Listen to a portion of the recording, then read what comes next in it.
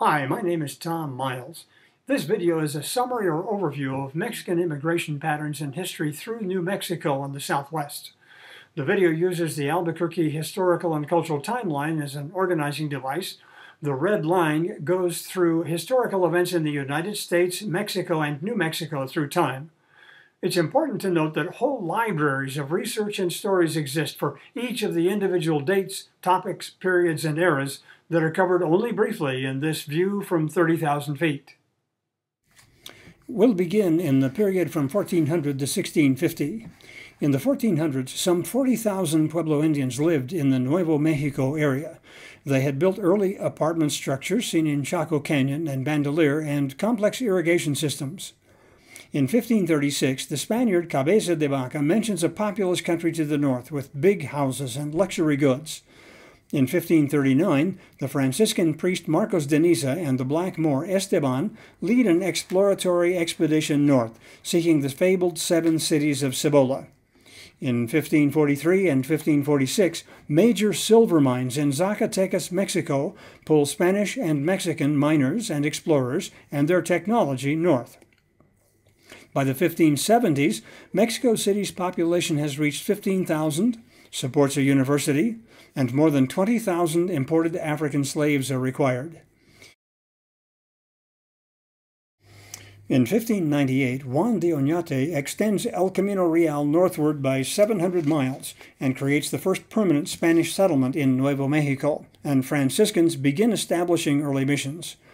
In 1608, the King of Spain makes Nuevo Mexico a Spanish royal province and gives Franciscans formal permission to create missions here.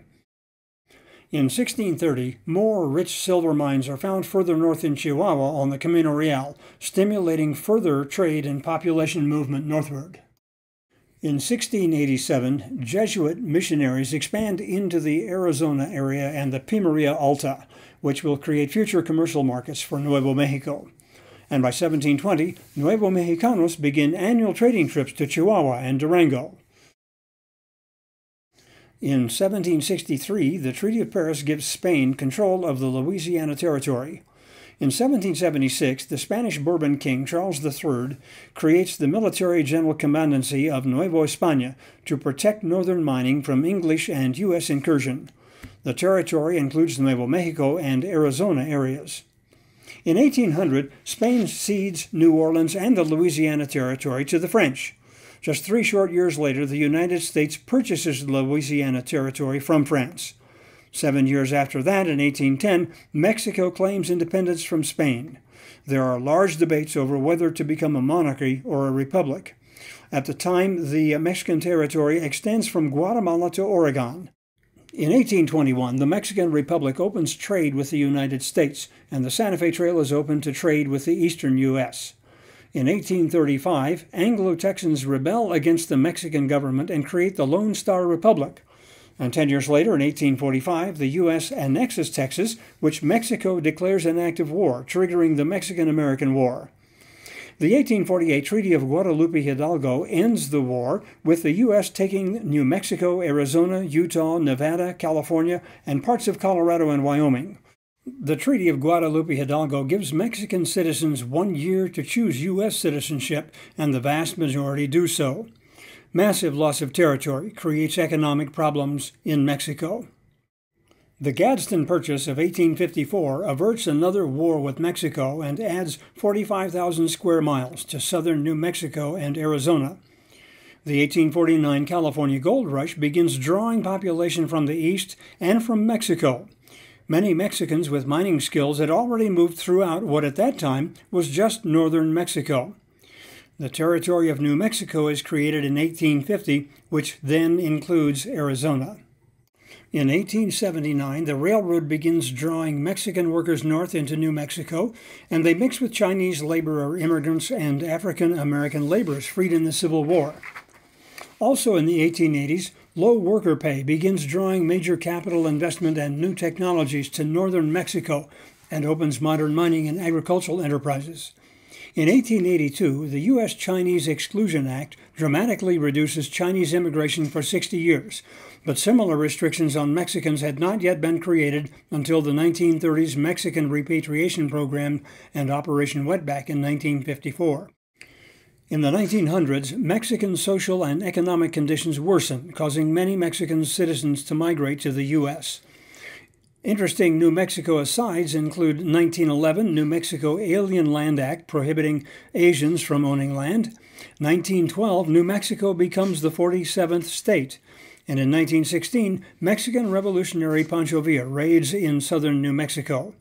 An estimated 10% of the Mexican population is killed in infighting during the 1910-1917 Mexican Revolution.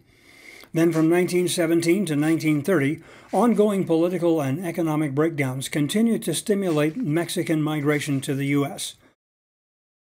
From 1929 through 1937, the Great U.S. Depression causes a massive Mexican repatriation program. Some 400,000 to 500,000 Mexicans leave the U.S. due to high unemployment, fear of deportation, and encouragement by welfare agencies and the Mexican government. Many were legal residents and U.S. citizens. 5 years later, and for 22 years, from 1942 to 1964, the U.S. Bracero guest worker wage and working condition agreements with Mexican government during World War II provide some 300,000 Mexican braceros as labor resources.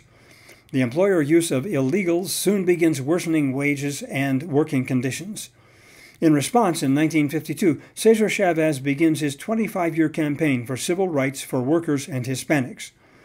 In 1954, the Eisenhower administration implements Operation Wetback in the Southwest, and an estimated 3 million Mexicans are deported. The Christian Science Monitor reported that the rise in illegal border crossings has been accompanied by a curious relaxation in ethical standards extending all the way from farmer exploiters of this contraband to the highest levels of federal government. In 1964, the Bracero program gives way to the Maquiladora program, aimed at utilizing lower wages and looser working conditions south of the border. This program continues into the present time. In 1965, the U.S. Immigration and Nationality Act ushers in immigration of people with needed skills or close relatives of U.S. citizens, and this includes relatives living in Mexico. 1994 brings about the North American Free Trade Agreement between Mexico, the U.S., and Canada, easing trade tariffs and some immigration. In 2000, globalizing corporations moved many maquiladora jobs out of Mexico to Taiwan, China, South America, and East Asia. In 2005, California passes the Apology Act for the 1930s Mexican Repatriation Program, officially recognizing the unconstitutional removal and coerced immigration of United States citizens and legal residents of Mexican descent. In 2008 and 2009, worldwide economic turmoil begins returning maquiladora jobs to Mexico, and a second informal Mexican repatriation begins due to U.S. depression, slowdown, and loss of jobs. And here are a couple of intriguing closing thoughts.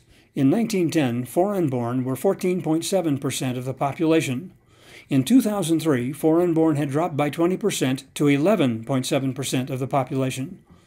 Today's typical U.S. woman bears 1.93 children. This is below the 2.1% replacement rate required to keep a population stable over time with no new immigration.